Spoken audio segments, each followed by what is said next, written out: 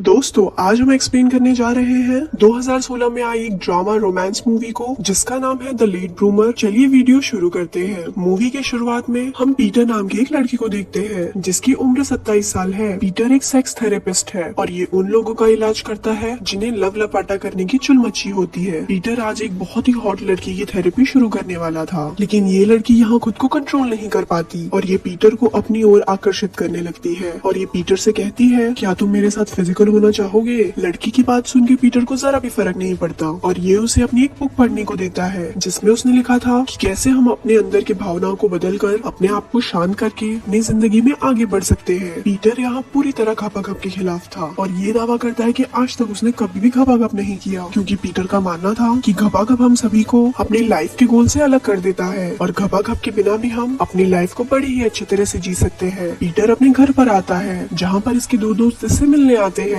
जिसमें एक का नाम रिच और एक का नाम ल्यूक होता है। पीटर के ये दो दोस्त पीटर की तरह बिल्कुल भी नहीं थे, बल्कि ये खपाखप करने के लिए हमेशा ही तैयार रहते थे। पीटर इनसे कहता है कि वो घर से बाहर जा रहा है क्योंकि इसकी एक फ्रेंड मिसेल ने इसे अपने घर पे डिनर के लिए बुलाया है, क्योंकि वो पीटर को कई तरह की डिशेस खिलाने वाली थी। पीटर की बातों से हमें यहाँ पता चलता है कि पीटर मिसेल को अंदर ही अंदर लाइक करता है। पीटर मिसेल के घर पर आता है। मिसेल के घर पे आते ही पीटर चार्ली से मिलता है। चार्ली मिसेल का बॉयफ्रेंड है जिसे हमेशा अपने काम की ही फिक्र होती है। पीटर मिसेल से मिलता है जिसने कई तरह के डिशेस लोगों के लिए बनाया था। पीटर थोड़े थोड़े सारे खाने को टेस्ट करता है और ये सभी खाने पीटर को काफी अच्छे लगते हैं, जिसकी वजह से पीटर मिसेल को एक रेस्टोरेंट ओपन करने के लिए कहता है। मिसेल को पीटर का ये आइडिया काफी ज्यादा अच्छा लगता है। पार्टी खत्म होने के बाद पीटर अपने घर पर आता है जहाँ हमें पता चलता है कि पीटर के डैड पीटर के नॉन सेक्सुअल होने की वजह से काफी परेशान है। ये पीटर की मॉम से कहते हैं अगर पीटर मीठा भी होता तो ठीक था, लेकिन वो किस तरह का लड़का है ये मुझे आज तक नहीं पता चला, क्योंकि उसे खपाखप की जरा भी चाह नहीं है। पीटर अपने ऑफिस में आता है जहाँ पीटर की बॉस पीटर को बताती है कि उसने खपाखप के खिलाफ जिस बुक को लिखा था वो बुक काफी ज्यादा फेमस हो रही है, जिसकी वजह से पीटर को एक बड़ी ही फेमस शो में इंटरव्यू के लिए बुलाया गया है, जिसकी वजह से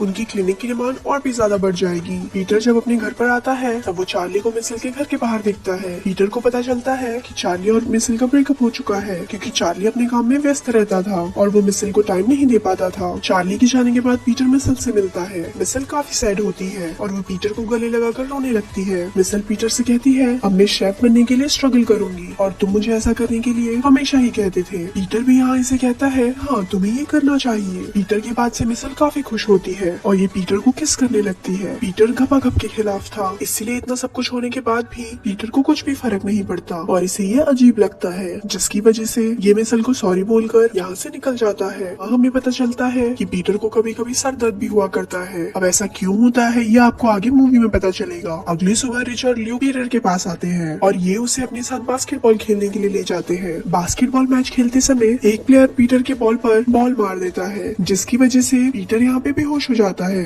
रिचर्ड ल्यूक जल्दी से पीटर को हॉस्पिटल लेके आते हैं जहाँ पे पीटर को फिर से सिर दर्द होता है, जिसकी वजह से डॉक्टर पीटर का सिटी स्कैन और MRI करते हैं। डॉक्टर जब यहाँ पीटर के बॉल चेक करते हैं तो उन्हें पता चलता है कि पीटर के पास बॉल नहीं बल्कि दो छोटे छोटे कंचे हैं, यानी कि इसकी कोटी नॉर्मल साइज से काफी छोटे हैं और इसी वजह से पीटर नॉन सेक्सुअल था। अगले सुबह रिपोर्ट आने पर डॉक्टर पीटर को बताते हैं कि तुम्हारे अंदर कई सालों से एक ट्यूमर है जिसने तुम्हारे ग्लैंड को दबा कर रखा है, जिसकी वजह से तुम्हारे टेस्टिकल की ग्रोथ नहीं हुई और वो छोटे ही रह गए और इसी वजह से तुम्हारे शरीर में टेस्टोस्टेरोन हार्मोन्स नहीं बन रहे थे बल्कि तुम्हारा शरीर प्रोलैक्टिन हार्मोन्स को बना रहा था। इसका मतलब ये था कि पीटर आज 27 साल का होने के बाद भी इसका नुन्नू खड़ा नहीं होता था और इसी वजह से आज तक कभी भी पीटर को खपाखप करने की इच्छा नहीं हुई और ये खपाखप के बारे में अलग अलग किताबों को लिखता गया। डॉक्टर पीटर से कहता है कि वो पीटर का ऑपरेशन करके उसके ट्यूमर को बाहर निकालेंगे, जिसके बाद पीटर अपने लाइफ को एंजॉय कर पाएगा। डॉक्टर की बात सुनकर पीटर काफी खुश होता है, क्योंकि अभी तक पीटर को लग रहा था कि वो खपाखप ना करके लोगों को बदल रहा है। डॉक्टर पीटर का ऑपरेशन करते हैं और पीटर का ऑपरेशन सक्सेसफुल हो जाता है और सभी लोग पीटर को उसकी नई जिंदगी में वेलकम करते हैं। हॉस्पिटल के बाद पीटर अपने पेरेंट्स के घर पर रुकता है ताकि ये जल्दी से ठीक हो सके। पीटर अडल्ट मैगजीन को देखकर अपने सोए हुए अरमानों को जगाने की कोशिश करता है, लेकिन इसका कुछ भी असर नहीं पड़ता।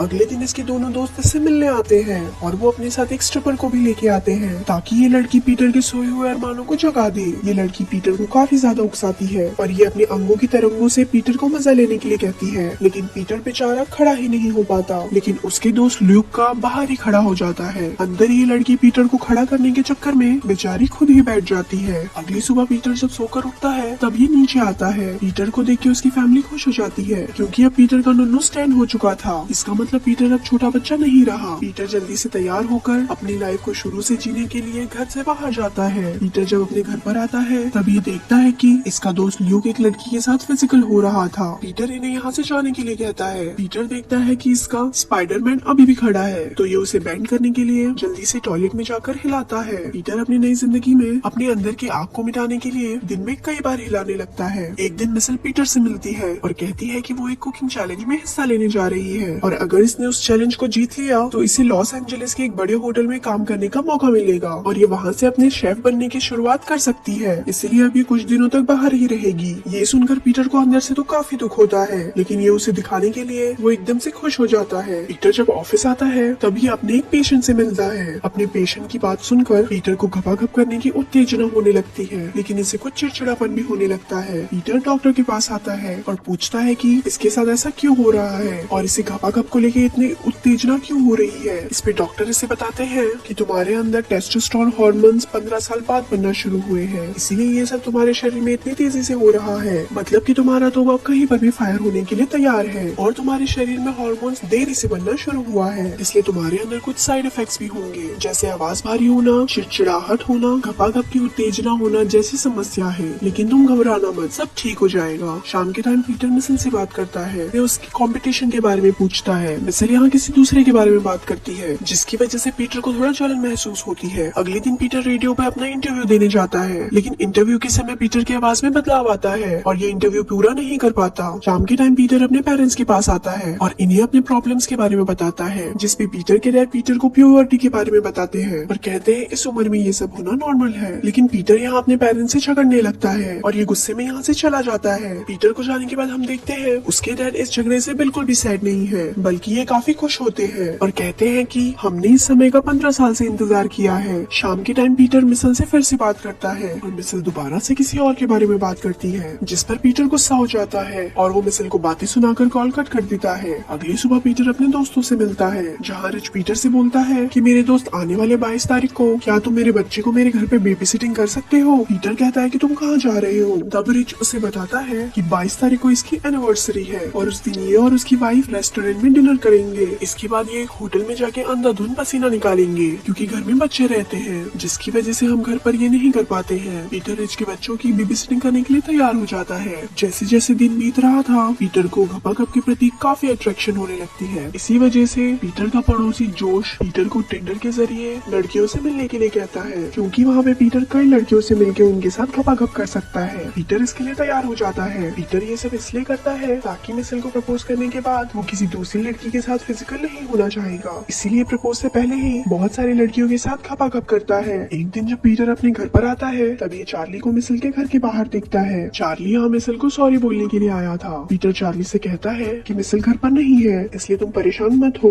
और ये फूल मेरे पास रख दो। मिसल जब आएगी तो मैं उसे बता दूंगा कि तुमने ये उसे दिया है। चार्ली को पीटर पे यकीन था इसीलिए चार्ली ये फूल यहाँ पर रख के चला जाता है। इसी रात मिसल अपने कंपटीशन से लौट कर आती है और ये इन फूलों के लिए पीटर को थैंक्स भी बोलती है। लेकिन पीटर मिसल को ये नहीं बताता कि ये फूल चार्ली इसके लिए लेके आया था। यहाँ पीटर मिसल को डिनर के लिए पूछता है, इस पर मिसल मान जाती है। अब इन दोनों का ये पहला डेट था इसलिए पीटर अच्छे से तैयार होता है। पीटर तैयार हो रहा था कि तभी इसका दोस्त रिच इसे कॉल करता है और वो अपने बच्चों की बेबी सिटिंग करने के लिए उसे बुलाता है। लेकिन पीटर भूल गया था कि आज 22 तारीख है। पीटर इससे कहता है कि सॉरी आज मैं नहीं आ सकता क्योंकि मैं आज मिसल को डेट पर लेके जा रहा हूँ। इस पर रिच काफी गुस्सा हो जाता है और पीटर एक बच्चे की तरह रिच से झगड़ता है। इसके बाद पीटर मिसल को एक फेमस रेस्टोरेंट में लेके आता है। इस पर मिसल काफी इम्प्रेस होती है क्योंकि इस रेस्टोरेंट में टेबल मिलना काफी मुश्किल होता है। पीटर यहाँ मिसल के सामने एक बिगड़े हुए लड़की की तरह व्यवहार करता है क्योंकि वो मिसल को दिखाना चाह रहा था कि वो पहले का पीटर नहीं है बल्कि अब ये बदल चुका है। मिसल को पीटर का ये व्यवहार काफी अजीब लगता है।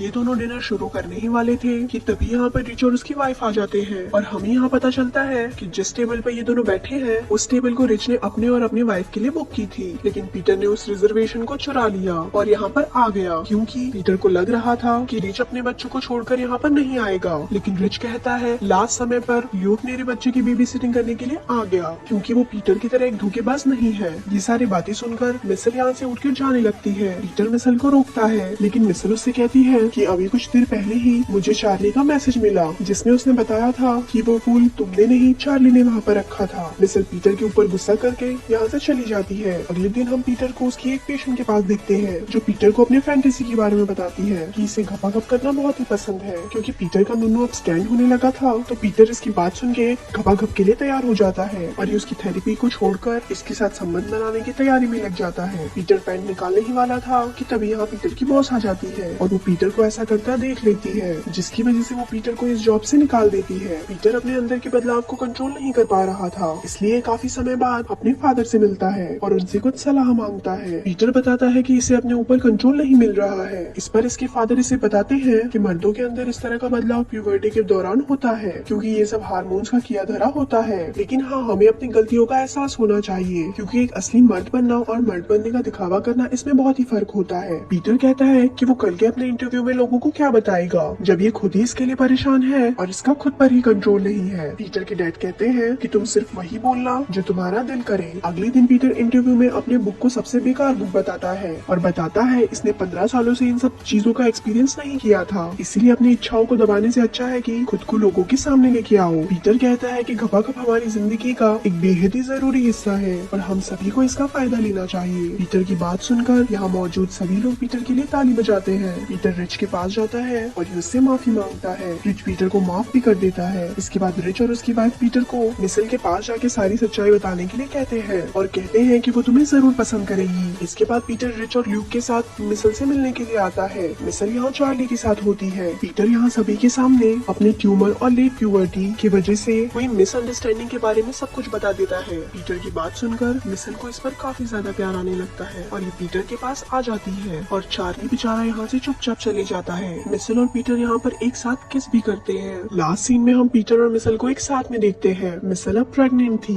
पीटर यहाँ टीनेज बच्चों को पढ़ा रहा था और अब पीटर ने यहाँ प्यूबर्टी के ऊपर एक सेपरेट बुक भी लिखी थी और ये मूवी यहीं पर एंड भी हो जाती है।